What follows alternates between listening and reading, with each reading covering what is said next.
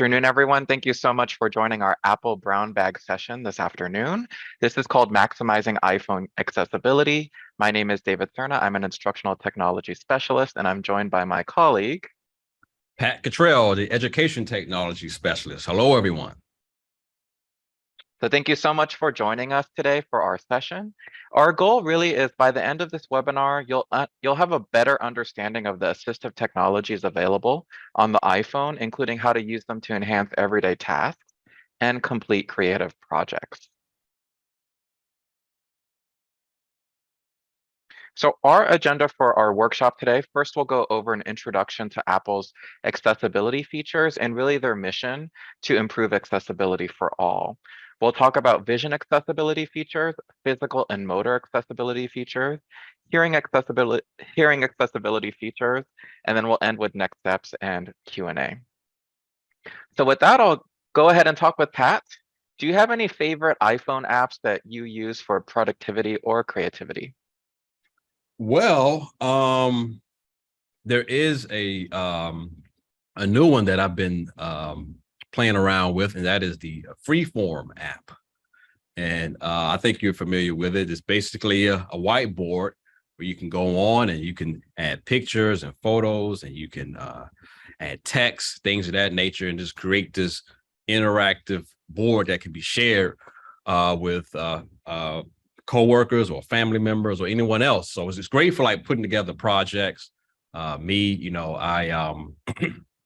Sometimes I like to have wiring schematics of how things are laid out in my studio. So for me to just go on and just draw and create the wires, I can change colors of the text and the different pictures, the different annotations. I can change the colors. I can add shapes. I can make them smaller or bigger. So it's just great for just creating. Definitely, and I see Julian says he uses the Notes app. That's a great app to use. Fatma says Adobe Express. We have access for UDC as a site license. Excellent. I use the camera app all the time in terms of if I see some text, either from a book or on the wall on a poster, I can just point my camera to it. It'll do the live text function. Even if there's a link on there, it'll give you that hyperlink that you could just click, which is really cool. You can also translate the text and have it spoken aloud to you. So that's really been helpful for me. If I have a book that I'm reading, I'm kind of tired, I'll just go ahead and use the camera app, have it read it to me. I can copy and paste it.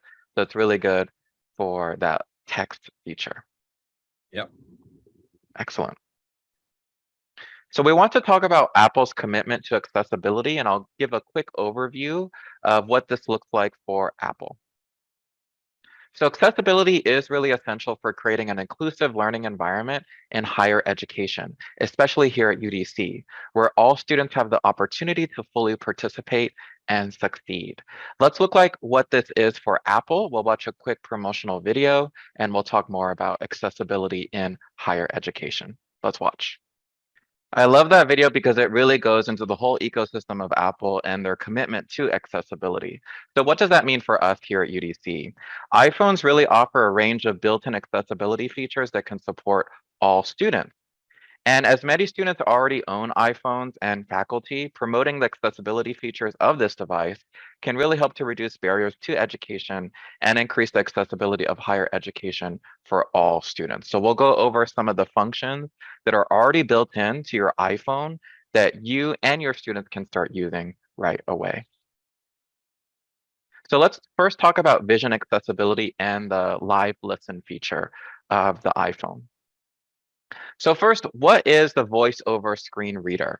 So this is an accessibility feature available on iPhones that provides spoken feedback to help individuals who are visually impaired or have difficulty reading the screen. I'll show you a quick video and then I'll give you some step-by-step instructions on how to activate this on your device. VoiceOver reads everything on your screen aloud, so you can use your iPhone or iPad without seeing the screen. If you are blind or have low vision, this feature helps you navigate your device. Here's how to get started. You can ask Siri to turn VoiceOver on or off instantly, add it as an accessibility shortcut, or in Settings, scroll down and tap Accessibility, tap VoiceOver, and then tap the switch to turn it on. VoiceOver on. Settings. Accessibility. Back button. When VoiceOver is active, your device will read out what's on your screen, and the way you navigate will be slightly different. Let's go to the home screen. If your iPhone or iPad has Face ID, slide up from the bottom edge of the screen. You'll feel a gentle haptic response and hear 2 rising tones to let you know that you've completed the gesture. To go to the home screen on an iPhone or iPad with a home button, just press the home button.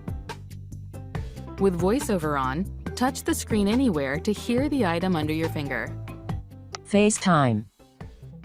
Double tap to open. This works with almost any word, feature, or app name.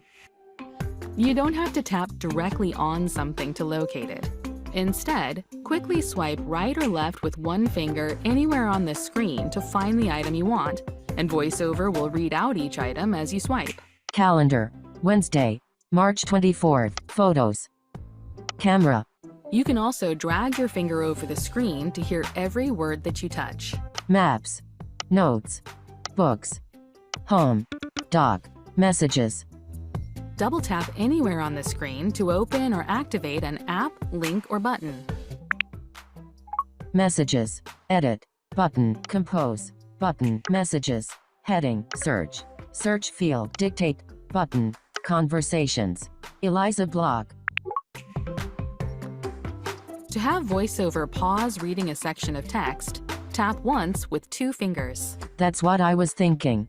I remember her saying that Tap once with 2 fingers again to have VoiceOver continue reading. her favorite type of cake growing up was pineapple upside-down cake. Now, let's open Control Center. Tap the status bar at the top edge of the screen 9:41. and slide up with 3 fingers anywhere on the screen. Control Center. Airplane mode. Switch button. Off.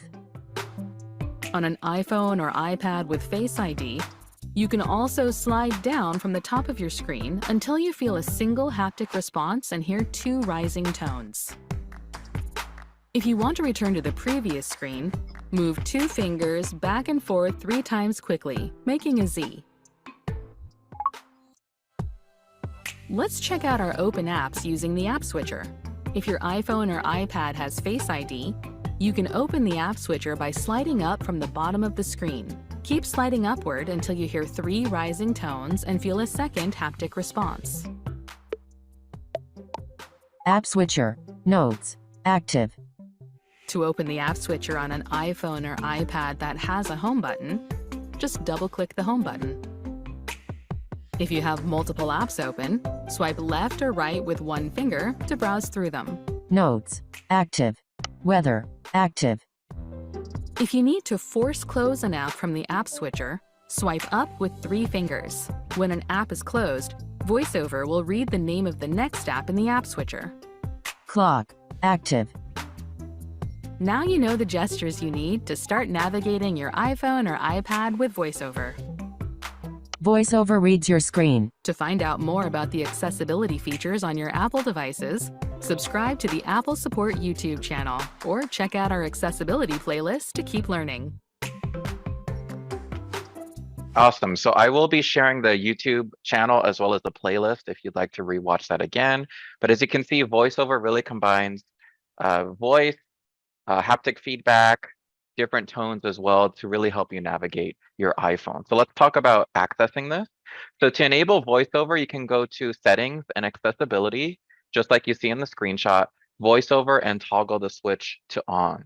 You can also do this with Siri. I'll give it a try. Hey Siri, turn VoiceOver on. Okay, I turned VoiceOver on. So that's how I did it with Siri. Just with my iPhone, I can just use my voice. I can also turn it off. And there you go. Basic VoiceOver gestures that we saw in the video. If you tap once, that will select an item. If you double tap, that will activate the selected item. You can swipe left or right. So just like you would with your mouse, it goes through, or with the keys, the left and right keys. You can also flick up or down. You can scroll through a list or move to the next or previous page. So really good features here that are built in to your iPhone. Next, let's go over the zoom magnification feature. This is an accessibility feature that allows users to zoom in on the screen, making it easier to read and interact with content. Think about a magnifying glass. You're able to zoom in on different parts on your screen. Let's watch a video and then I'll go over how to access this. With Window Zoom, you can magnify a portion of your iPhone or iPad screen to get a closer look. Here's how to get started with it. We'll show you how to turn on Window Zoom and how to use it. First, let's turn it on. In Settings, scroll down and tap Accessibility, tap Zoom, and then tap Zoom Region. By default, Zoom magnifies your full screen, but you can focus on just a portion of it by tapping Window Zoom. Then tap the back arrow in the top left corner to go to the previous screen, and tap to turn on Zoom. Now, you can double tap with 3 fingers anywhere on the screen to show or hide the zoom lens. Next, we'll see how Window Zoom works. When you need to zoom in, double tap with 3 fingers and drag the handle at the bottom of the zoom lens to move it around on the screen. Or drag 3 fingers inside the zoom lens to pan.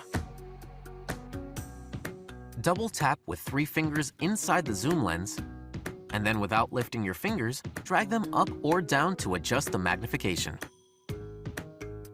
With Window Zoom on, you can triple tap with 3 fingers anywhere on the screen to customize more settings in the Zoom menu shortcut.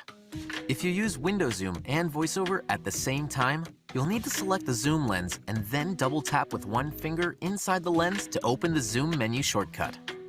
From the Zoom menu shortcut, you can quickly switch between Window Zoom and Full Screen Zoom by tapping Choose Region. You can also resize the Window Zoom lens, choose a different color filter, and more. Tap outside the Zoom menu shortcut to dismiss it. And that's how you can get the extra magnification you need on your iPhone or iPad using Window Zoom. To find out more about the accessibility features on your Apple devices, subscribe to the Apple Support YouTube channel, or check out our accessibility playlist to keep learning. So one of the cool things about the zoom feature especially is if you are showing something from your iPhone, let's say I'm screen sharing, I can also have that show when I'm showing my iPhone. So if I had my iPhone connected, for example, it will also zoom so you can see that. So to turn on Zoom, you can go to Settings and Accessibility, Zoom, and toggle the switch to on. Once Zoom is turned on, users can zoom in and on the screen by double tapping with 3 fingers. To zoom out, just double tap with those 3 fingers again. You can also adjust the level of magnification. So for example, 8 times magnification by pinching in or out with 3 fingers. You can also drag 3 fingers to move around the screen while you are zoomed in. Are there any questions about this one? But a good feature, especially if you are looking at a photo or some text that's really tiny, just go ahead and use that zoom feature on the iPhone. And Live Listen is another great one. It's an accessibility feature that enables users to use their iPhone as a remote microphone to amplify sound and also reduce background noise. Live Listen can be used with hearing aids or with headphones. So for example, if you have AirPods, you can also use these in the Live Listen feature. You can also have an AirPod, let's say in another room or around you, and that can magnify the sound as well. Let's watch a video on how to use Live Listen. Live Listen uses the microphone in your iPhone or iPad to pick up audio and send it to your compatible headphones. Here's how. In Settings, tap Control Center. Tap the Add button to add hearing. To turn on Live Listen, open Control Center and tap the Hearing button. With your headphones connected, tap Live Listen to turn it on. Audio is sent from the microphone on your device to your headphones, so you can hear more clearly. Hear more of what matters. And speaking of Live Listen, this can really help if you're in a situation where it's quite noisy. So this can amplify a specific sound that you're looking for. So again, to enable this, turn on Live Listen, go to Settings and Control Center. customize controls and add the live listen control to the control center. So for me, once I swipe up on my iPhone, and I know it's quite small, but you'll see here I have my control center. I can just click on that live listen icon. Once I connect my AirPods to this, I'm able to use that live listen feature. And Pat, Yeah. you talked about background sounds earlier. What is that? Yes. There is a feature in your accessibility settings. If you go under audio visual, but also if you on your control center, that icon right where it says live listen on the screen, that hearing icon right on the screen there. If you tap that icon, it would take you into the audio visual settings. And within audio visual settings, you can turn on background sounds. And this allows you to create sort of like white noise. So if you're having a conversation with someone and you don't want others to hear your conversation, you turn that on, and that will sort of mask the background noise. So here's my phone. Mhm. And I'm in the accessibility settings. If you can see that, probably can't see it. I have to have a lot of light. But if I go into audio visual, I hit background sounds. Now you can hear some white noise there. Right? Yep. So again, this is great for when you're having a conversation and you don't want others to hear. Yeah, that's it. Excellent. And I use this as well when I take the metro, for example. If I Okay. just want to hear some white noise or pretend I'm by the beach. Mhm. They have ocean background sounds as well. So it's just a really nice feature, especially when I have my headphones or earphones connected. Thank you, Pat. No problem. So connecting a hearing aid or headphones, to use live listen with the hearing aid, the user must have a made for iPhone hearing aid. Pat will go over this in just a bit. To use live listen with headphones, the user must connect their headphones to their iPhone. So for example, AirPods with your iPhone.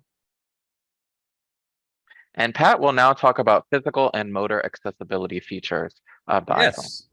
Yeah, so let's talk about it, David. The assistive touch feature is a great feature. It provides an on-screen menu to certain functions, certain actions without using physical buttons. So, the iPhone has a up and down button, has a home button on the side. It also has a mute button as well. But this feature allows you to activate those buttons without actually using the physical buttons. So you can do things like activate Siri, you can take screenshots, you can adjust the volume, and so much more. I can recall when I had the iPhone 7, it used to have that home button right there at the bottom. You can see on the screen there, it had that home button. And I had my phone for a while, so that button actually stopped working. So I couldn't do a lot of the things that I was used to doing, as I just mentioned. But with the assistive touch feature, I was able to cut that on. And when you cut on the assistive touch feature, it gives you that button that David just circled. And with that button, you can do things like what you see on the other screen. Activate Siri, go home, go to your notification center, things of that nature. So this was a great workaround to not having the functions of that button. All right. So I think we have a video that we can show that shows you how to enable the assistive touch feature. Right, Not David? for this one yet, but we Oh. can quickly go over. Yeah, once assistive touch is enabled, users can access the menu by tapping the assistive touch button. So just like what Pat went over right there, which appears as a small white dot on the screen. And from the menu, users can perform such actions like, Pat? Yeah, from the menu. Again, activating Siri, going to your home, your home screen, your favorites, things of that nature. So Yeah, taking a screenshot is a really useful one, especially yes. using the assistive touch feature. Mhm. And this is really great for enhancing the user experience overall, right? Just So it's something, overall, yeah, right. overall. Again, it helped me out when I couldn't use that button. Just learning about these different things helps you maximize the use of your device overall. So thank you, David. So here's a quick video that we'll watch and then we'll go over how to enable this. Thank you, Pat. Thank you, David. With Assistive Touch, you can customize how you navigate and use your iPhone or iPad, whether that's replacing a button press with a gesture or returning to the home screen with a tap instead of a swipe. Here's how. We'll show you how to turn on and use Assistive Touch, and then how to customize it. Let's start by turning it on. You can add Assistive Touch as an accessibility shortcut, or ask Siri to open it. You can also find it in Settings. Just scroll down, tap Accessibility,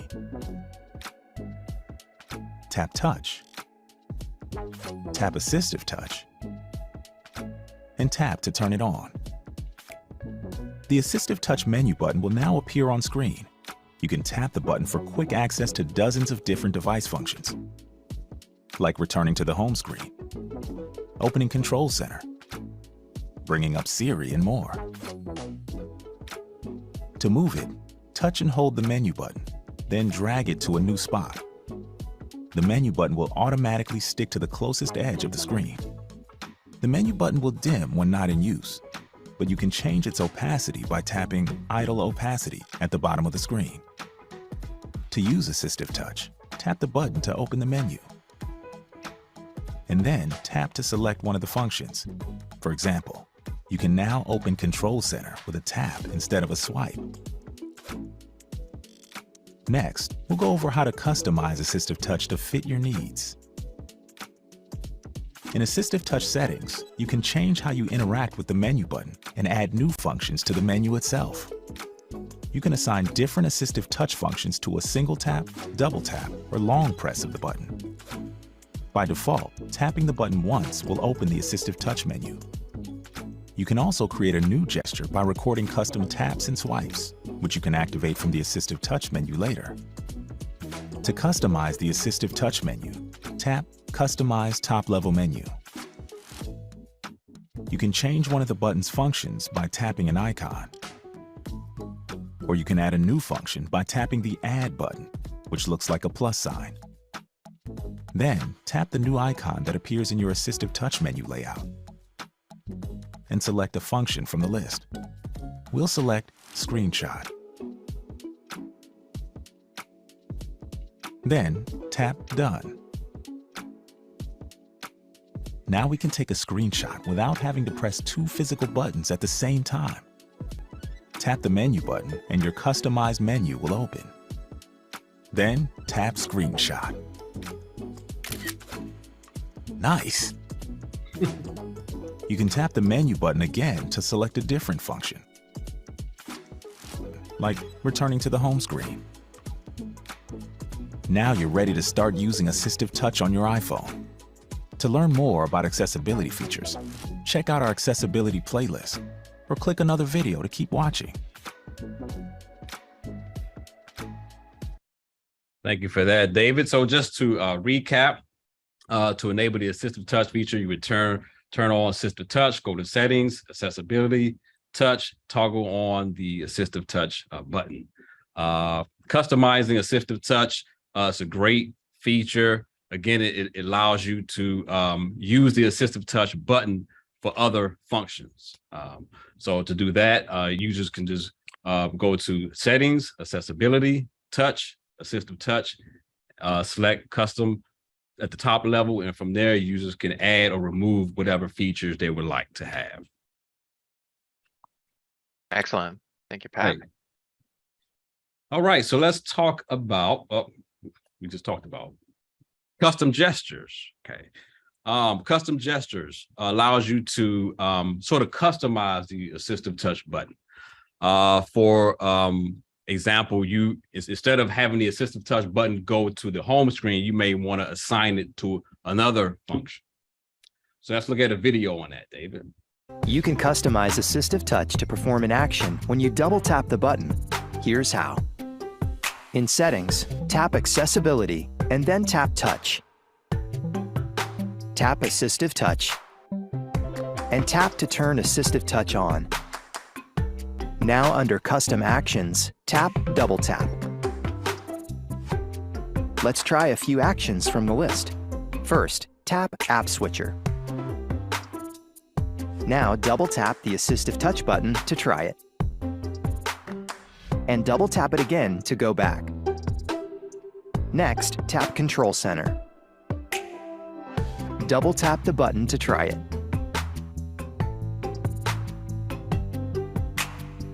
Finally, tap Home. Then give it a try.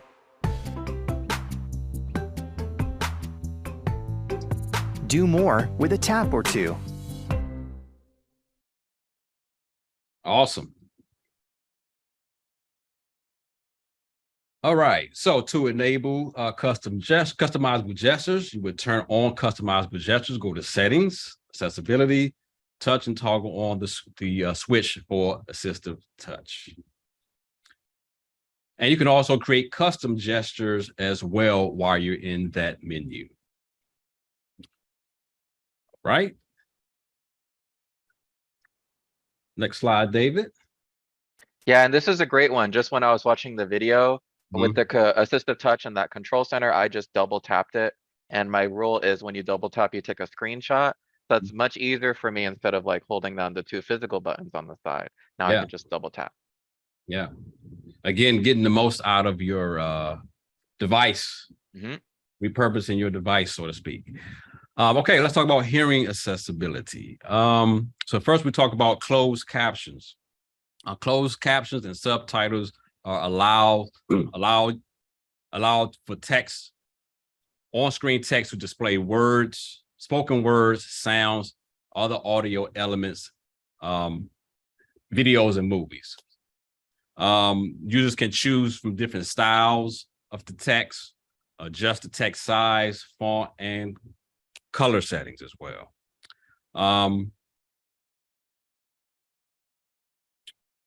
Any questions about this?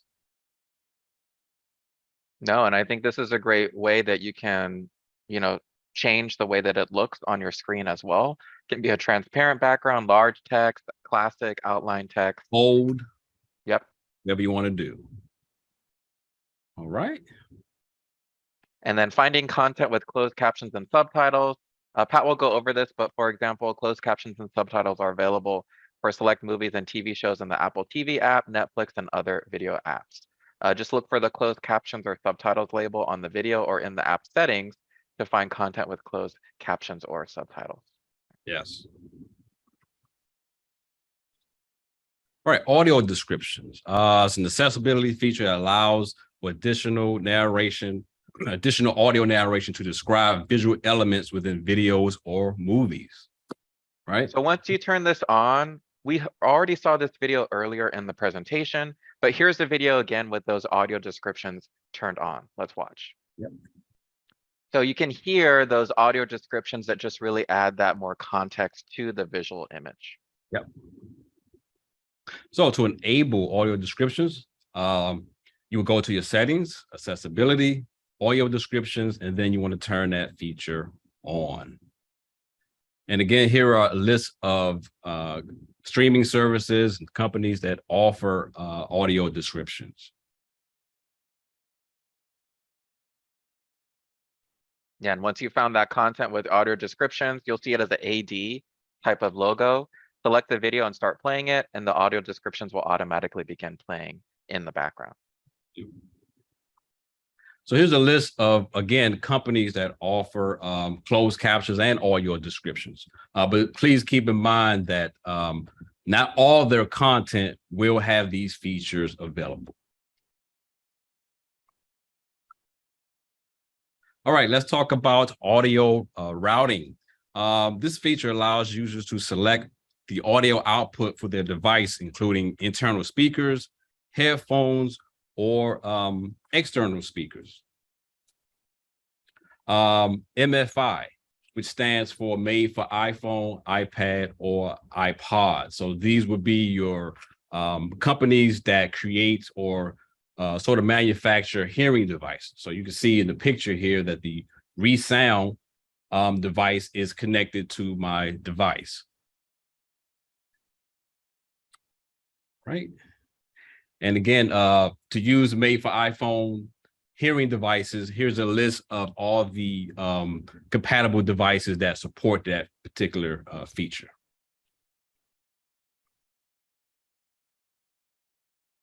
And just double back on audio routing.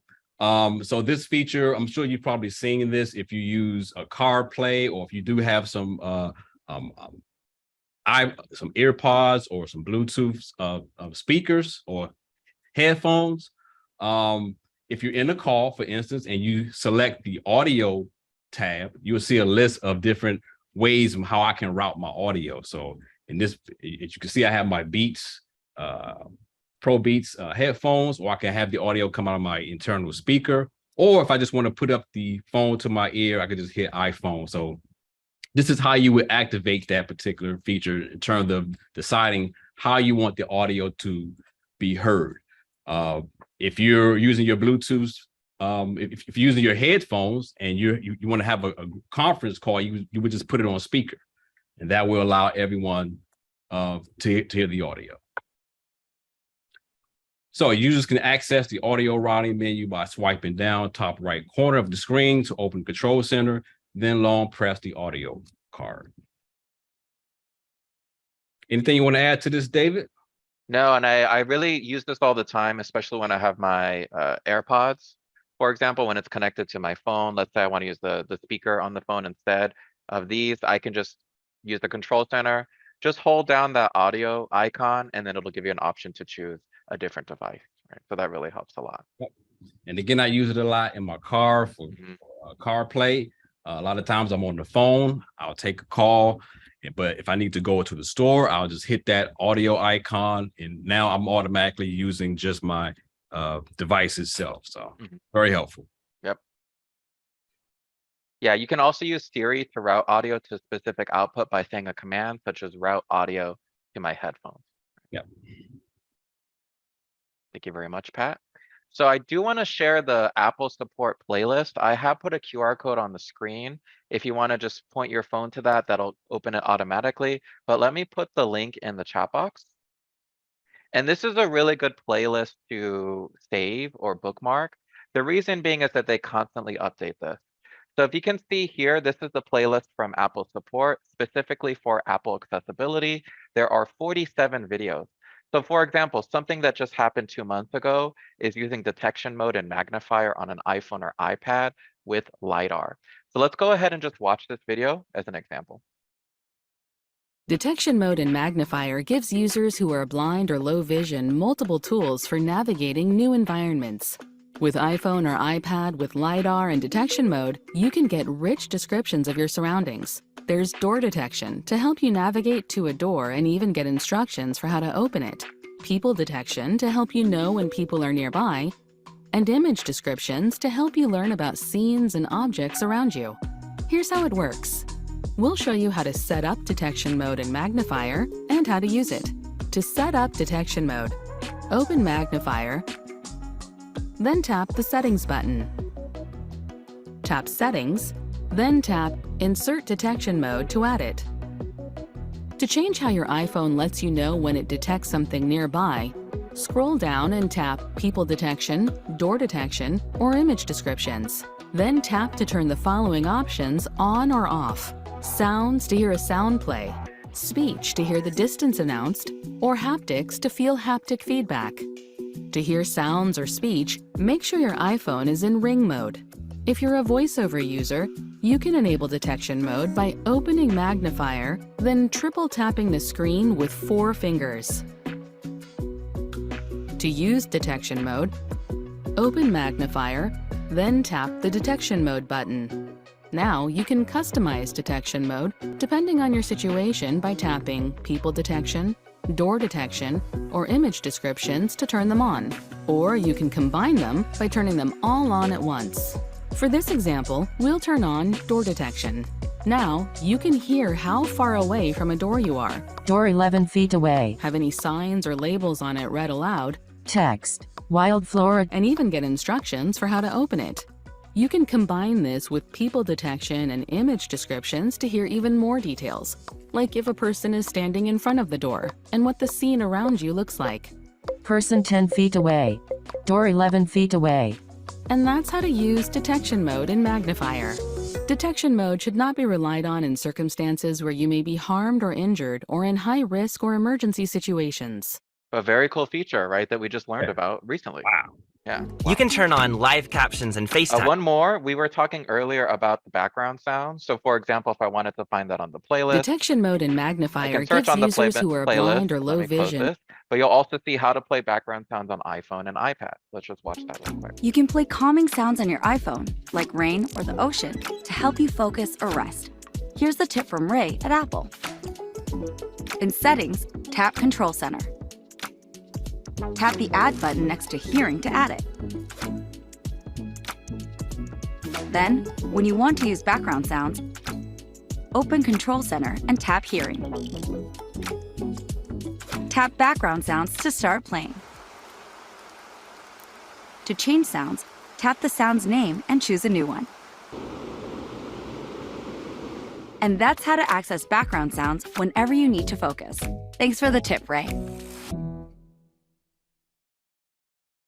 So lots of great videos, as you can see here on this Apple support playlist, specifically related to accessibility. And to close out, Pat, I'd love to talk to you about which accessibility feature do you think will be the most helpful for you or someone that you know that we kind of talked about today or we saw? I would say I kind of like the background sounds. Yeah, kind of like the background sounds. I don't know. I don't think I would use it at work, but you know, maybe at a restaurant but I think the background sounds feature is something that I'll definitely use when I'm Even out. for that moment of zen, that could help, right? Pretend you're at the ocean. That You background know, sound could help. It's great for sleeping. Yep, definitely. Yeah. I used to have a white noise machine, like a physical one, but now I could just use the white noise background sounds on my Absolutely. iPhone. Yeah. One thing that I'll use more of is assistive touch, definitely. And I like that you can customize the gestures. So Mhm. for example, what we went over today, if I double tap, I can choose it to make a screenshot of what I'm seeing on the phone. So that can really help me when I don't have, maybe I can't hold down both buttons in a situation, I can just double tap on my screen. And we didn't talk a lot about haptics, but I Mhm. know it's a part of sounds and haptics. They kind of go together, but I use that quite a bit. You know, because it's great for just confirming that you sent the message, or if you have an Apple Watch and someone sends you a message, you know, you'll get that haptics notification on your watch or even on your even while you're using your device.